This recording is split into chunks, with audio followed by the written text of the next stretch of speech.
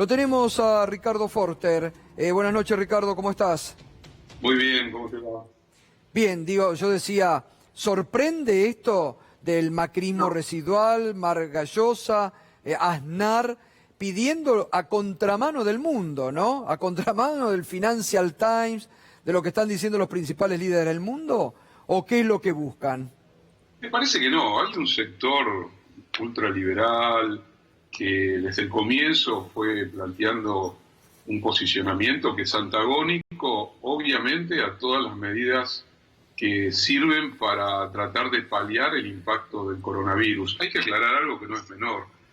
No son tontos. Ellos saben que una salud pública, un Estado que fortalece justamente su capacidad de intervención y que lo hace en beneficio de la mayoría de la sociedad, que vuelca recursos para reconstruir precisamente un sistema de salud que había sido depredado y vaciado por las políticas neoliberales, es un Estado que el día después también va a seguir profundizando con medidas de reactivación económica que vayan a favor de las pequeñas y medianas industrias, de los trabajadores, del pueblo en general, mientras que ellos piensan y han pensado el mundo y la vida desde una posición que es autorreferencial, egoísta, que es lo que en gran medida construyó al neoliberalismo como una máquina de destrucción del estado de bienestar, de los sistemas que implicaban derechos, derecho de acceso a la salud, derecho de acceso a la educación, que implicaba valorar lo público y valorar también que el Estado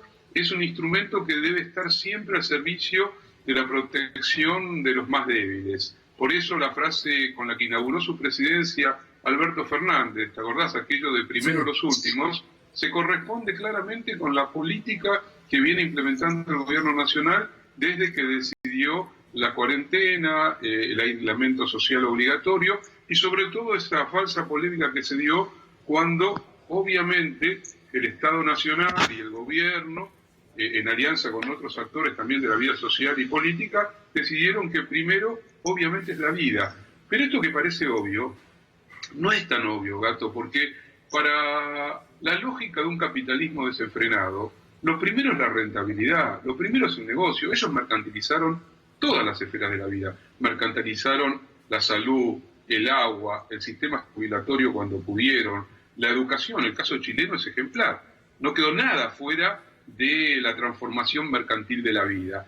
Entonces, cuando un Estado democrático, que respeta las libertades públicas, se preocupa por el nosotros, por el colectivo, por defender a la mayoría de la sociedad, saltan como aves de rapiña que son, como depredadores seriales, para defender sus intereses. Vos fijate, vos estuviste mucho hablando en las últimas noches, y creo que de una manera muy contundente, sobre el egoísmo atroz de esas 11.000 o 12.000 fortunas que se niegan en la Argentina a contribuir con un impuesto, creo que del 1 o 2%, no sé cuánto será, que no es nada en su patrimonio, para precisamente mejorar la condición muy difícil de los que menos tienen. Porque lo preocupante no somos nosotros. Yo puedo conectarme por internet, estoy en mi casa, estoy cómodo en mi casa, podré estar ya un poco cansado de la cuarentena. Bueno, puede ser, pero es un problema de otro orden. En cambio, los millones y millones de argentinos y argentinas que se hacinan, que viven en condiciones precarias. O te agregaría más,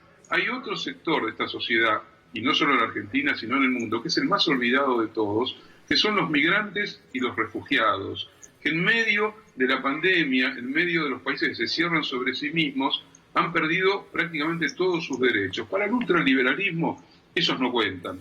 Para nosotros siempre contaron, siempre contó todo aquel que integra una sociedad. Y cuanto más dificultades tiene, más tiene que intervenir el Estado para protegerlo. Hoy se dio vuelta la taba, es como si hubiéramos corrido un velo, y gran parte de la sociedad está viendo que las políticas de ajuste, la financiarización de la economía, el privilegiamiento de la especulación, se hicieron en detrimento precisamente de la salud, de la educación, del acceso a viviendas dignas, del acceso a los derechos. Entonces hoy se está dando una disputa muy interesante, pero incluso un sector, vamos a decirlo, más racional, entre comillas, del poder mundial. Estoy pensando, vos lo mencionabas, al Financial Times o al Washington Post. El Washington Post habló de capitalismo salvaje. El Financial Times dijo que se abría la hora en que los estados iban a tener que intervenir más en economía, no solamente, ojo, no solamente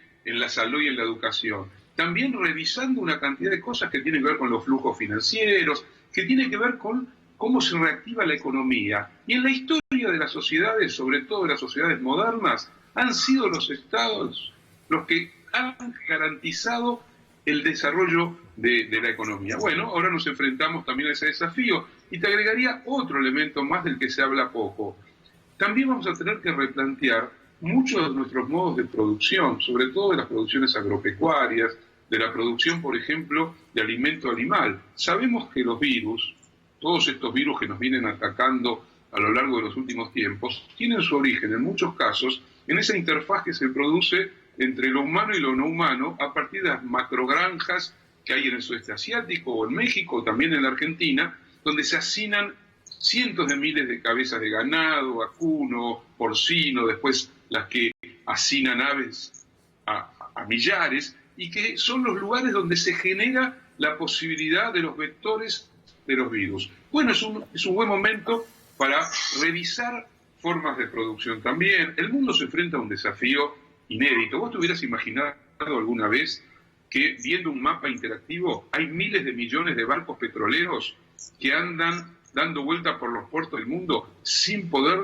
descargar los barriles de petróleo, y que el petróleo no se podía vender a nadie, y que para venderlo tenés que pagar $30 y pico de dólares? Es algo muy sorprendente lo que está pasando. Sí, totalmente. Ricardo, muchas gracias, como siempre, un gusto compartir siempre tu análisis tan lúcido, Gracias. Para mí, abrazo grande. Abrazo. Bueno, todas las noches nos estás acompañando con el hashtag Caranchismo Macrista. Gracias por permitir